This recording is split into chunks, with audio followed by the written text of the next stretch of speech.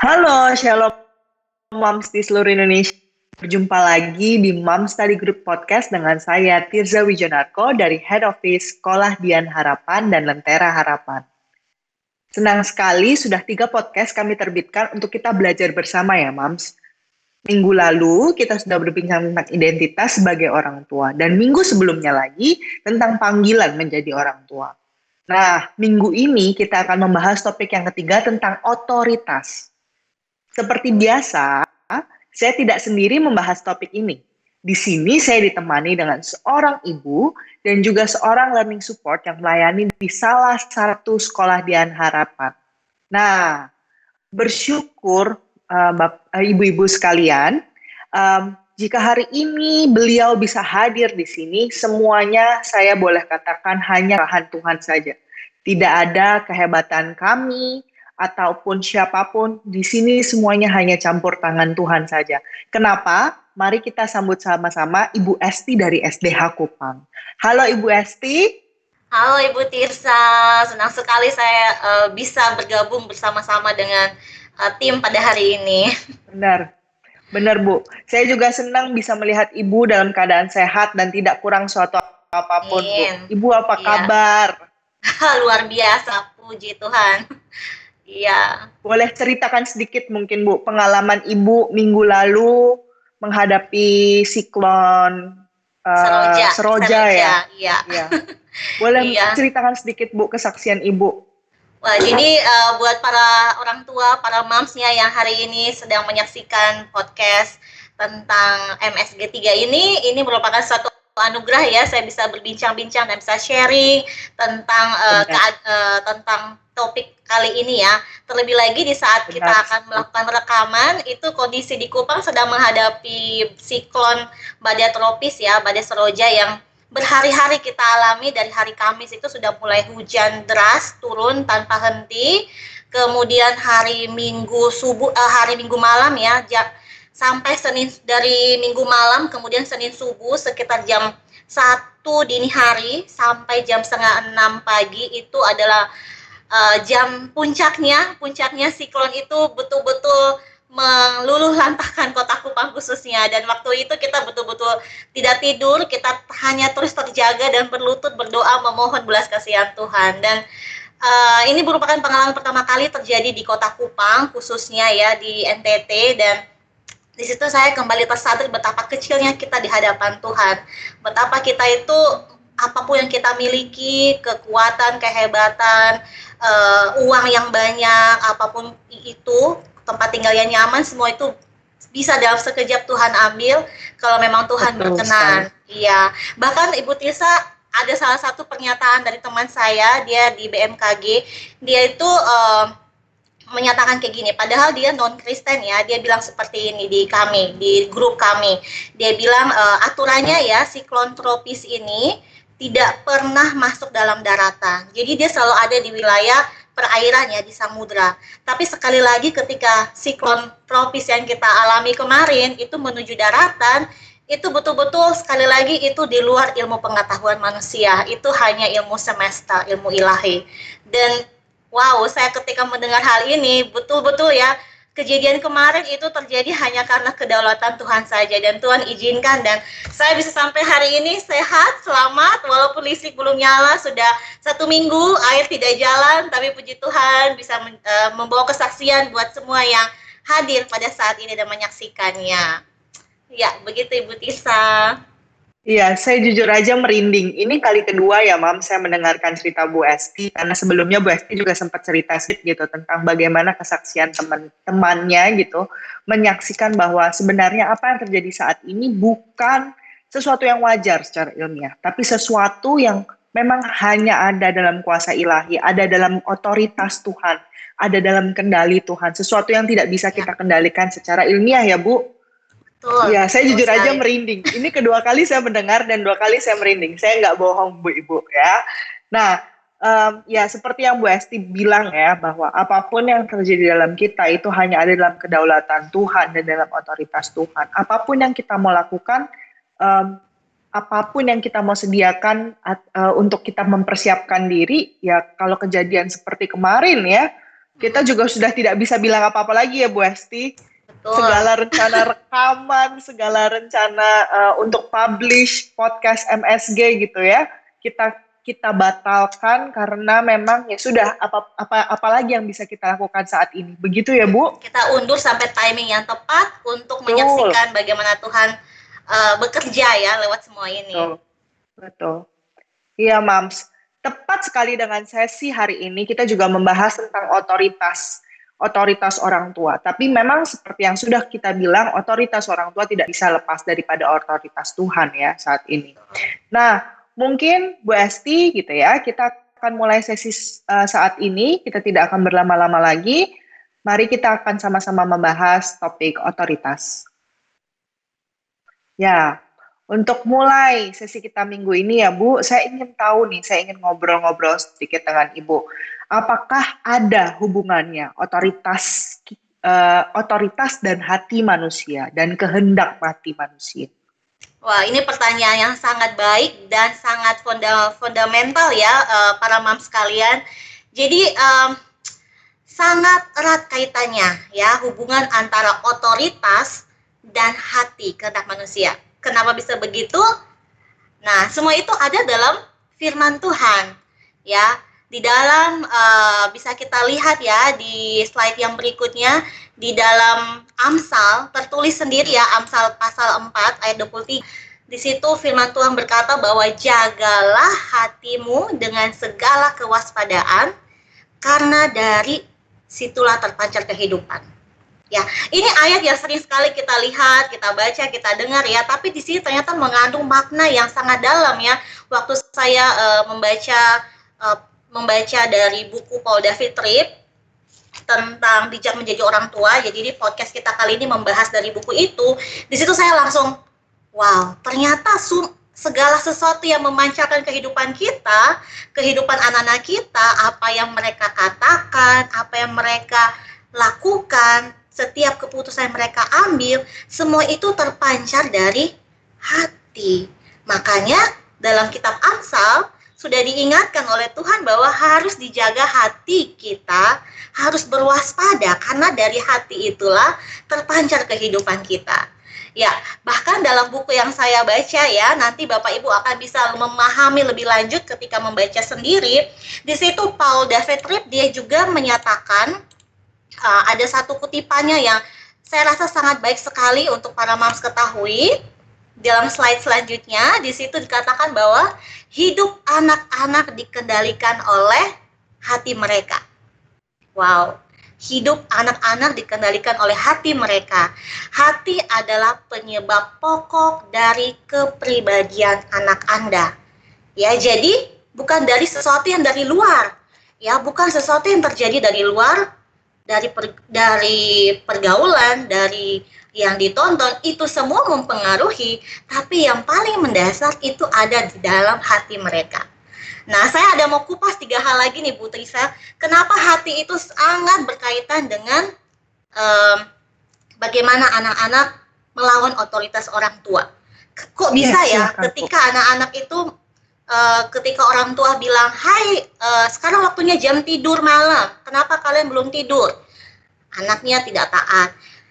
Hei, contoh siapa ya, saya misalnya bilang, hei Joni, ini saatnya kamu kerjakan PR, kenapa kamu masih sibuk main games? Nah, banyak anak yang saya tangani itu sering sekali mereka tidak taat pada otoritas orang tua.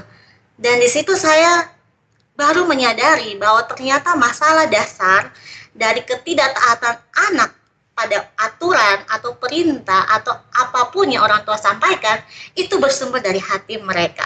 Nah, kenapa itu? Nih, ada 3 hal ya para moms dimanapun yang berada yang sedang menyaksikan hal ini. Yang pertama, seperti yang ayat yang baru saya sharingkan tadi, kenapa? Karena hati adalah masalah utama yang pada akhirnya menyatakan dalam tingkah dan kata anak. 3 hal ini sangat mempengaruhi. Yang pertama, anak-anak itu dibentuk oleh apa yang ada di dalam diri mereka. Apa yang ada dalam diri mereka daripada apa yang berasal dari luar diri mereka. Contohnya seperti ini ya. Pada zaman pertengahan, itu terkenal namanya pola pengasuhan monastik. Jadi pada masa pertengahan itu para pembangunan biara, jadi biara itu dibangun, mereka tuh menggunakan prinsip monastik. Jadi mereka akan membangun tembok yang sangat besar untuk memagari mereka dari kejahatan yang terjadi di luar dari tembok itu. Nah, dulu pembangunan biara seperti itu. Kenapa? Karena mereka berpikir bahwa kejahatan itu datangnya dari luar. Jadi kita harus membangun benteng yang sangat tebal dan tinggi. Nah, tanpa disadari, kok tetap ada kejahatan yang muncul dari dalam? Ya, kenapa? Karena anak-anak itu dibentuk bukan dari apa yang di luar mereka, tapi dari apa yang di dalam. Karena kita semua itu manusia yang berdosa. Kita mau dipagari apapun, hati kita sudah berdosa. Hati kita tuh sudah dari kecil, bahkan di poin nomor 2 ya, hal yang alamiah ya bagi anak-anak, bahkan anak bayi untuk menolak otos orang lain. Karena hati sudah dirusak oleh dosa. Ya. Nah, para moms ingat tidak, tanpa kita sadari ya, kalau yang punya bayi ya, yang punya anak kecil, kalau misalnya mamanya lagi gendong, kemudian taruh di tempat tidur, terus anaknya nangis, gitu. Dia tidak mau, dia maunya digendong terus. Nah, bahkan masih bayi pun mereka sudah mulai, hati mereka terbentuk untuk menolak otoritas yang ada. Jadi bukan ketika anak sudah SD, SMP baru, anak ini tidak mau taat lagi ya. Dari bayi ya, bahkan dari bayi pun ketika mereka lagi baru belajar makan, belajar jalan, kita tidurin mereka, kita menyusui mereka, mereka mulai menangis, tidak suka kalau kita buat ini itu suatu hal bentuk dari hati mereka yang dari kecil lahir menolak otoritas. Nah, itu karena hati kita sudah dirusak oleh dosa. Jadi betul-betul Bu Tirsa sangat berkait sekali hubungan ya antara penolakan terhadap otoritas dengan sumbernya itu yaitu hati. Ya, bahkan yang terakhir ya para moms dimanapun ya, tidakkah pernahkah para moms berpikir ya, kadang kalau kita menangani anak-anak seperti itu, kita pun mulai bereaksi yang seperti marah, kemudian tidak sabar, kok ini anak udah dibilangin, ulang-ulang kok tidak mau dengar gitu. Aduh, saya rasanya capek sekali punya anak seperti ini.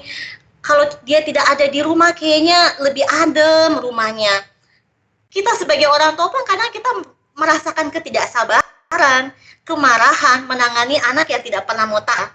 Nah, ternyata para moms, ketidaksabaran dan kemarahan kita pun sebenarnya mengungkapkan kondisi sebenarnya dari hati kita.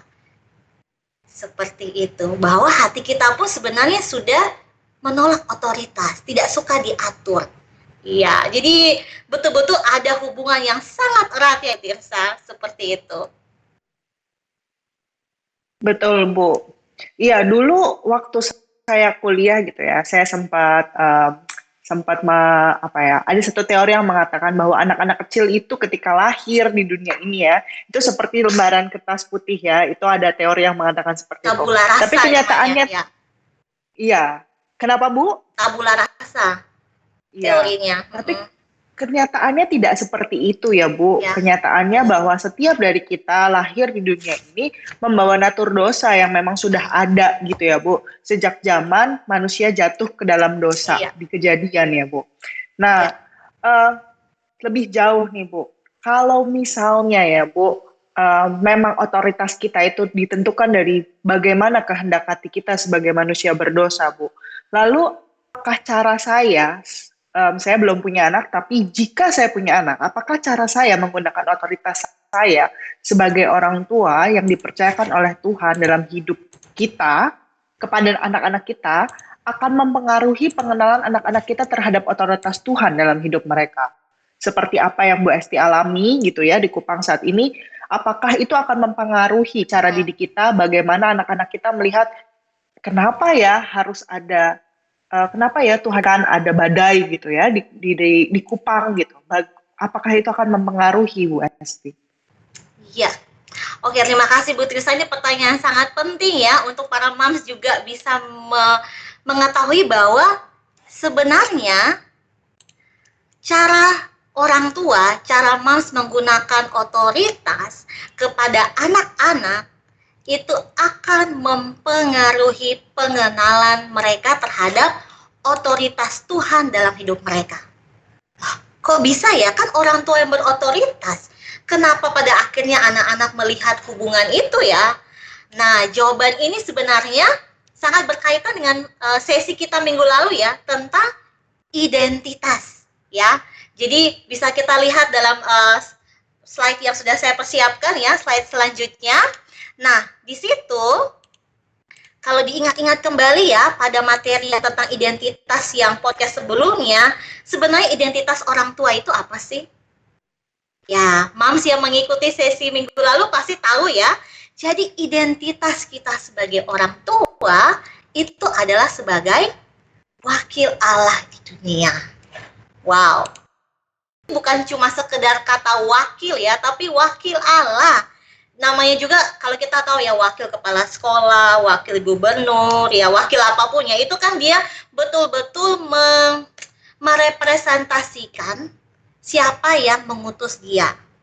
Ya, jadi sebenarnya itu dari kata statement identitas saja itu kita sudah betul-betul mempengaruhi apa yang Tuhan inginkan. Nah, di sini ada hal yang sangat penting yang mau saya sampaikan kepada para moms ya, khususnya bahwa ingat ya, walaupun kita sebagai wakil Allah, tapi otoritas orang tua itu bukan otonom. Ya, bukan independen. Artinya, jangan pernah sekali-kali menggunakan otoritas dalam kehidupan anak-anak sesuai dengan keinginan sendiri. Ya kan, Bapak Mama wakil ya. Berarti bukan keinginan sendiri dong, tapi keinginan siapa yang mengutus, siapa yang menitipkan anak itu. Jadi otoritas yang kita miliki adalah otoritas sebagai wakil Allah yang bukan otonom. Maksudnya apa bukan otonom? Maksudnya adalah sebagai wakil Allah, otoritas yang kita miliki itu tidak merepresentasikan minat kita, perspektif kita, kemampuan kita, keinginan kita, melainkan melakukan kehendak Allah. Jadi kalau ada orang tua yang memaksakan anaknya harus ini harus dapat nilai segini, harus masuk sekolah ini, harus kuliah di sini, harus bekerja ini itu. Apakah itu merepresentasikan keinginan Tuhan atau cuma keinginan kita? Nah, di situ perlu kita lihat, itu hal yang baik, tapi apakah itu merepresentasikan keinginan orang tua atau keinginan Tuhan? Nah, jadi harus diingat ya, otoritas bukan otoriter. Ya, kadang-kadang kita salah menggabungkan arti dua hal ini ya. Kadang saya berotoritas terhadap anak saya. Tapi hati-hati ya, otoritasnya bukan otonom. Nanti malah jadi otoriter lagi ya. Dan yang kedua, para moms harus ingat ya, wakil Allah itu tidak main-main loh. Wakil Allah itu tidak menuntut anak menjadi sesuatu, melainkan menyadari keberadaan anak, bahwa anak-anak ini bukan makhluk yang sempurna ya, punya banyak kekurangan, punya banyak hal keunikan ya, dan kita tidak sanggup mengubah anak ini. Karena kita pun juga tidak sempurna, hati kita pun juga berdosa ya. Orang berdosa membentuk orang berdosa ya, tetap jadi berdosa sama-sama. Makanya kita butuh anugerah Tuhan. Hanya anugerah Tuhan yang bisa memampukan kita menjalankan tugas kita sebagai wakil Allah yang tidak otoriter. Seperti itu Ibu Tirsa. Aduh, semoga para moms ini ya semakin memahami betul-betul identitas mereka. Ini bukan hal yang main-main ya, sebagai wakil Allah loh di dunia. Begitu. Betul, Bu. Identitas kita sebagai orang tua erat sekali kaitannya dengan bagaimana kita menerapkan otoritas Tuhan dalam hidup anak-anak kita ya, Bu, kalau bisa saya simpulkan dari pertanyaan saya sebelumnya ya. Nah, kalau misalnya tadi Ibu sudah menyinggung sedikit gitu ya, bagaimana kita gitu ya, untuk menggunakan otoritas yang Tuhan percayakan dengan benar, mungkin mengkalibrasi gitu ya, mengkalibrasi mengkalibrasi apa yang sebenarnya kita inginkan dan apa yang sebenarnya Tuhan inginkan untuk anak-anak kita. Nah, bisa Ibu ceritakan lebih spesifik lagi nih Bu, bagaimana menggunakan otoritas yang telah Tuhan percayakan ini dengan benar. di dalam hidup Iya. anak-anak kita. Mungkin lebih dijelaskan gitu, Bu. Iya. Wah, ini pertanyaan sangat aplikatif ya. Pasti semua orang tua ini bertanya-tanya, kenapa ya, bagaimana ya? Saya sudah puluhan tahun jadi orang tua Betul. kok, tapi kok susah sekali ya menggunakan otoritas dengan benar gitu ya. Nah, saya mau sharingkan ada sedikit kutipan ya dari bukunya Paul David Tripp. Dia bilang seperti ini. Oke, saya akan membacakannya buat para moms ya. Nah, dalam hidup anak-anak, Anda adalah penampakan wajah Allah. Anda adalah sentuhan tangannya, wow ya, dan Anda adalah nada suaranya. Jadi Anda tidak boleh menggunakan otoritas dengan cara yang marah dan tidak sabar. Anda tidak boleh menggunakan otoritas dalam cara yang melecehkan. Anda tidak boleh menggunakan otoritas dalam cara yang mementingkan diri sendiri. Mengapa? Karena Anda telah ditaruh dalam posisi sebagai orang tua untuk menunjukkan di hadapan anak-anak bahwa betapa indah, bijaksana, sabar, sikap membimbing, melindungi, menyelamatkan, dan mengampuninya otoritas Allah. Wow, jadi hati-hatilah kita ya dalam menggunakan otoritas. Contoh kasus ya, jangan kita lebih cepat ya, ringan tangan, mencubit, menampar, mendorong, mencaci, bahkan tidak segan-segan kita bilang, kamu tuh bodoh ya, menyesal mama melahirkan kamu kalau seperti ini, kamu tuh bukan anakku kalau begitu. Nah, hati-hati, karena Tuhan tidak mau kita menggunakan otoritas dalam cara seolah-olah kita malah menghancurkan relasi dengan anak. Ya, karena itu tidak menunjukkan wakil Allah. Wakil Allah yang mengampuni, ya seperti Tuhan yang mengampuni dan penuh dengan anugerah. Kita juga tidak boleh menggunakan otoritas dengan cara yang diatur oleh suasana hati. Oke, hari ini papa mama lagi happy, jadi udahlah kalian mau main game sampai berjam-jam, terserah. Gitu. Lagi happy, misalnya lagi dapat bonus di kantor ya, lagi dapat apa lagi ya, lagi dapat cutinya. Terus besok-besok tiba-tiba lagi ada ditegur sama pimpinan di kantor, anak bikin salah dikit langsung dihajar. Ya. Nah, ini nih hal yang sangat baik lagi yang saya tuliskan di sini. Saya bacakan ya. Ketika orang tua menggunakan otoritas dengan cara yang kejam, marah-marah, tidak sabar, mengutuk, melecehkan, ingat ya bahwa sebenarnya bapak mama, orang tua pun saat itu sedang memberontak dan melawan otoritas Tuhan yang olehnya telah memanggil bapak ibu sekalian menjadi representasinya. Iya dong, ketika para moms misalnya melakukan otoritas dengan cara yang tidak tepat, dengan marah-marah, berarti sudah lawan otoritas Tuhan dong. Tuhan kan perintahkan, sebagai wakil Allah harus penuh kasih, penuh anugerah, harus merepresentasikan saya. Tuhan tuh bagaimana, orang tua di dunia itu bagaimana. Nah, ketika Bapak Ibu sekalian tidak sabar, mulai melakukan dengan kata-kata yang tidak pantas, Papa Mama orang tua sendiri sebenarnya sedang melawan otoritas Tuhan. Jadi sama aja, orang tua dan anak juga sama-sama melawan otoritas. Ya, jadi ini hal yang sangat pelik sekali ya. Semua itu kenapa ya? Karena hati kita duluan yang perlu dibereskan, Ibu Tirsa ya. Jadi saya mau cerita lagi satu contoh kasus ya. Jadi misalnya seperti ini. Kalau contohnya ada papa mama udah bilang gini, misalnya moms ya udah bilang, pokoknya jam 9 malam tidur ya. Pokoknya mau tidak mau aturan rumah jam 9 malam tidur. Tiba-tiba waktu dia turun ke bawah, anak-anaknya lagi main, belum tidur. Nah, sekarang apa yang mau dilakukan? Marah-marah karena sudah mengganggu waktu istirahat? Atau malah gunakan waktu itu untuk menunjukkan bahwa siapa Tuhan? Menunjukkan representasi Tuhan yang mau menegur dengan kasih. Gunakan waktu itu untuk menginjili anak-anak. Kenapa belum tidur? Kalian tahu tidak apa yang terjadi dan sebagainya. Dibandingkan dengan marah-marah, itu tidak merepresentasikan identitas para moms ya sebagai wakil Allah. Ya, seperti itu Ibu Tirsa.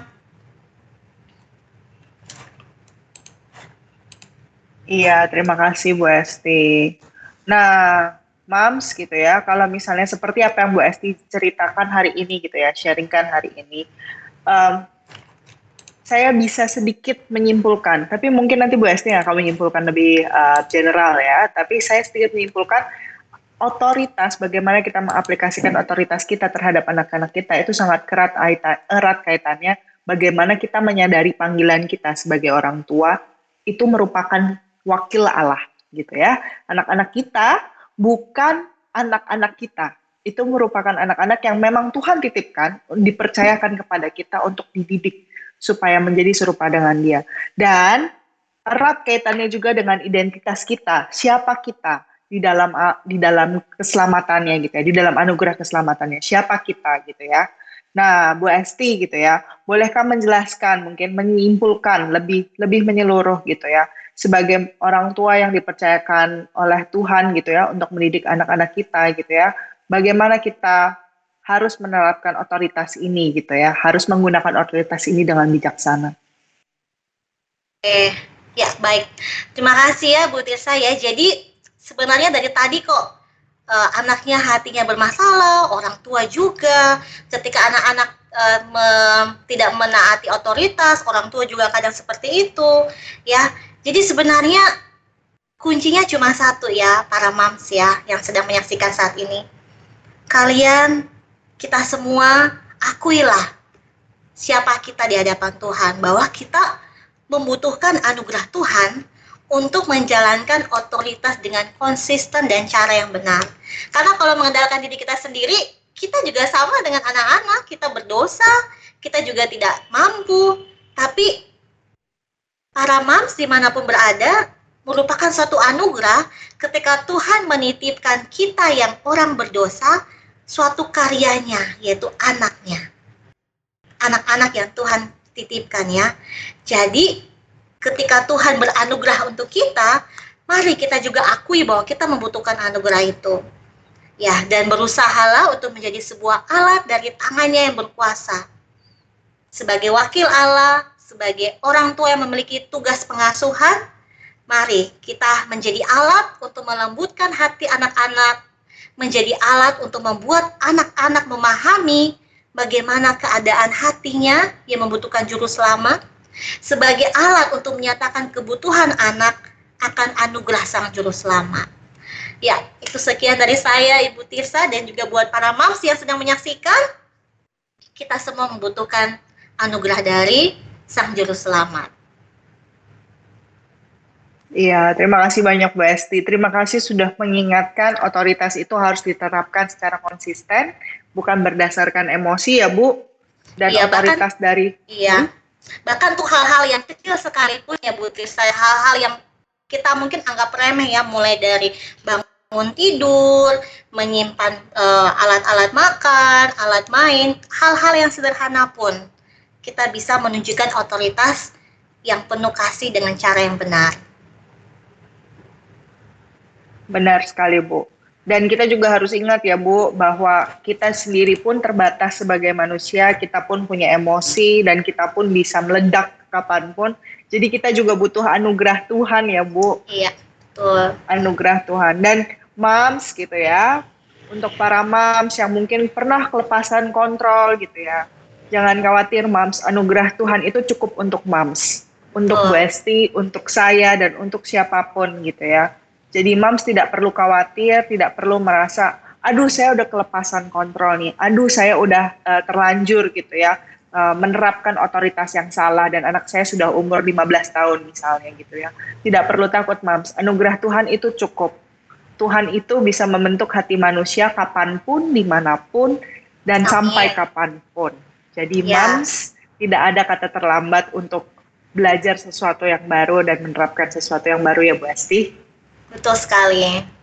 Iya, terima kasih Bu Esti untuk insight-nya hari ini. Saya yakin bukan hanya moms yang terberkati, bapak-bapak yang mungkin juga menonton juga terberkati dengan sharing hari ini. Saya juga terberkati, sangat terberkati sekali dengan sharing Bu Esti hari ini. Terima kasih banyak Bu Esti. Terima kasih banyak juga untuk sharing Bu Esti tentang bagaimana kedaulatan Tuhan yang boleh Tuhan izinkan terjadi ya pada kota NTT, pada NTT, Kota Kupang dan sekitarnya gitu ya. Mams, kita doakan Bu Esti dan teman-teman yang lain gitu ya, teman-teman Mams atau saudara-saudara Mams yang mungkin ada di Kupang atau ada di NTT gitu ya, di Rote, di Flores, dan di daerah sekitarnya. Dan juga mungkin Mams yang saat ini mungkin sedang menonton dan ada di sana, kami semua mendoakan Mams sekalian gitu ya. Boleh saya mungkin untuk podcast kali ini saya ingin menutup sedikit dengan doa Bu Esti gitu ya. Wah, terima kasih ya. Ya, spesial hari ini spesial. Mestinya kita memang menutup dalam doa ya Bu, tapi karena keterbatasan waktu. Ya, kali ini kita ingin benar-benar mendoakan Bu Esti dan teman-teman yang ada di daerah. Mari kita berdoa, Mams. Terima kasih Tuhan Yesus untuk pimpinan dan penyertaan daripadamu. Kalau Bu Esti hari ini boleh selamat dan tidak kurang suatu apapun, boleh mengajarkan kami Tuhan bagaimana menggunakan otoritas dengan bijak sebagai wakil Allah dalam hidup anak-anak kami ya Bapak. Dan kami bersyukur ya Bapak kalau Engkau juga boleh menyertai Bu Esti dengan selamat dan tidak kekurangan suatu apapun. Kami juga tidak lupa berdoa ya Bapak untuk teman kami, saudara-saudara kami, dan atau mungkin kami sendiri Tuhan yang sedang mengalami Tuhan kesusahan di daerah NTT akibat badai Seroja ya Bapak. Biarlah Kang pimpin, Kang sertai, Kang jagai Tuhan dengan melekat surga-Mu. Tutup bungkus kami juga dengan kuasa Roh Kudus. Balut setiap luka-luka Tuhan, baik fisik, hati ya Bapak, mental Tuhan, balutlah luka-luka itu ya Tuhan, dan biarlah Kang pimpin dan Kang sertai. Ucap syukur Tuhan untuk segala yang berikan, kami kerahkan segalanya hanya ke dalam tangan pemeliharaan kasih-Mu, biarlah Engkau yang beracara. Terima kasih Tuhan untuk segala yang berikan, di dalam nama Tuhan Yesus kami mengucap syukur dan berdoa. Alhamdulillah, amin. Amin, terima kasih sudah mendoakan NTT, para Mams dimanapun berada. Terima kasih juga Mams sudah menyaksikan MSG Podcast kita hari ini. Semoga pemahaman-pemahaman baru yang saya dapat dan Mams dapat hari ini gitu ya, juga dapat memberkati hidup, bukan hanya hidup Mams, tapi hidup keluarga Mams gitu ya. Terima kasih sudah menonton kami, dan silahkan bagikan ke teman-teman Mams jika Mams merasa terberkati dengan bincang kita hari ini. Sampai jumpa di MSG Podcast berikutnya.